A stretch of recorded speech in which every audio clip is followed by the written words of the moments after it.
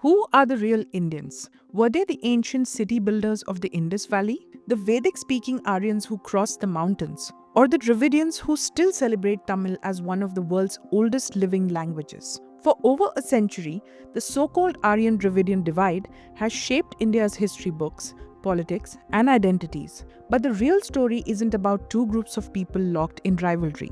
It's about how cultures met, merged, and created something much bigger.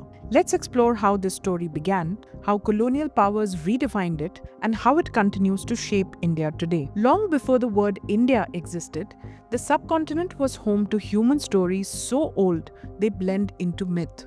Around 2600 BCE, the Indus Valley civilization thrived in the northwest. Cities like Mohenjo-daro and Harappa were built with planned streets, private bathing rooms, and advanced drainage systems much of the world wouldn't be able to match for centuries. Merchants traded cotton, beads, and ivory with Mesopotamia, while artisans carved seals with undeciphered symbols. Many scholars believe that these people spoke languages ancestral to the Dravidian family, roots of Tamil, Telugu, Kannada, and Malayalam. What's striking is how sophisticated these cities were compared to their contemporaries. While much of the world lived in scattered villages, Harappans built standardized bricks, warehouses, and granaries, hinting at strong civic organization. Their mystery deepens because, unlike Egypt or Mesopotamia, we still can't read their script. Meanwhile, beyond India's northwestern frontiers, pastoral tribes lived across the grasslands of Central Asia. They herded cattle and horses, traveled in chariots, and told stories around sacrificial fires. Speaking an early Indo-European language, some of them began moving into the subcontinent between 2000 and 1500 BCE. Later, scholars call them Aryans. Whether they arrived as conquerors or migrants is still debated, but evidence suggests a slow integration rather than a single invasion. They brought Vedic Sanskrit, the Rig Veda hymns, and sky gods such as Indra, Agni, and Varuna. These pastoralist tribes valued mobility and ritual over urban life. Their traditions centered on oral poetry and sacrificial ceremonies rather than permanent architecture. Yet, when they reached the subcontinent, their worldview began adapting to local conditions and cultures they encountered. The meeting of the Harappan urban culture and the Vedic pastoral traditions wasn't a clash of opposites. It was gradual blending. Aryan gods absorbed traits of local deities. Fertility cults and goddess worship, likely tied to Dravidian traditions, entered Vedic ritual. Sanskrit took in Dravidian words, and Dravidian languages borrowed Aryan terms. From this fusion emerged the Varna system, at first a loose social framework, but one that eventually hardened into the caste hierarchy.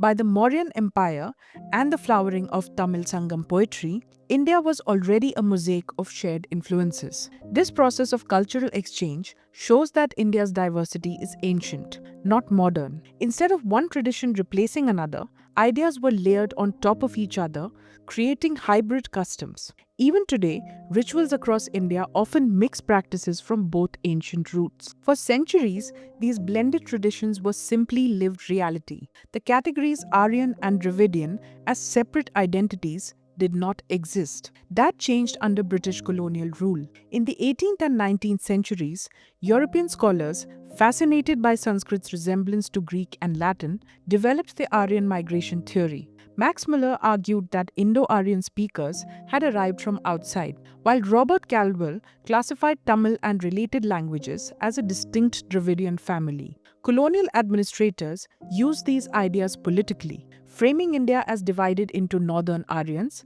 and southern Dravidians, and suggesting that India had never been united. This was convenient for empire building. If India was always divided, then British rule could be portrayed as just another chapter in a long history of outsiders. Scholarship and politics fed into each other, turning academic theories into social categories that reshaped how Indians thought of themselves. In the early 20th century, these ideas fed into politics in the Madras Presidency. Brahmins, a minority linked to Sanskrit learning and priestly roles, held a disproportionate number of government and educational posts. For many non-Brahmins, this looked like Aryan dominance over native Dravidians. Into this climate stepped Periyar E.V. Ramasamy, a fierce critic of caste and religion. He launched the self-respect movement, calling for equality, rationalism, and pride in Tamil identity, directly challenging the dominance of Brahmanism and northern cultural influence. Periyar's message was radical for its time. He urged people to reject blind faith, temple rituals, and caste hierarchy altogether. He framed the struggle not only as social justice but as cultural liberation, making Tamil identity a source of empowerment. From here, Dravidian politics took shape. The Justice Party fought for job and education reservations. Later, the DMK linked social justice with Tamil nationalism. Their confrontation with the central government peaked in the 1960s, when plans to make Hindi the sole official language sparked massive protests in Tamil Nadu. For many Tamils, this wasn't just about language, but survival of their cultural identity. The anti-Hindi agitations brought the DMK to power in 1967, and Dravidian parties have dominated Tamil Nadu ever since. These protests left a deep mark on India's federal structure.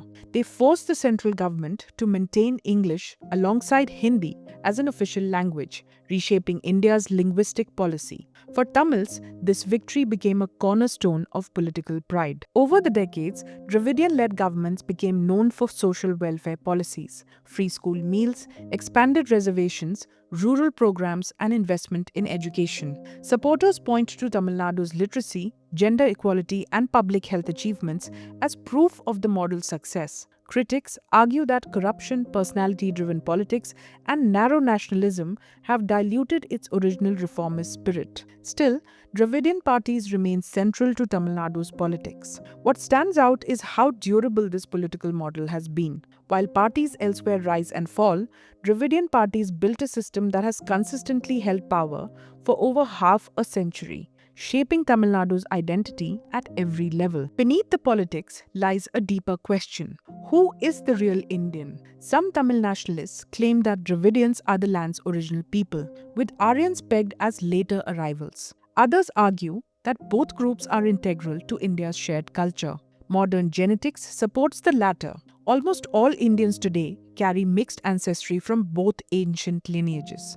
But in politics, clear and emotionally charged stories often matter more than scientific nuance. While DNA evidence shows unity, political narratives often thrive on division because they're easier to rally people around. Among Tamils, pride and resentment coexist. Pride in Tamil as one of the world's oldest living languages, in Sangam literature, Chola temples, bronze sculptures, and a maritime history that connected Tamil ports to Rome, China, and Southeast Asia.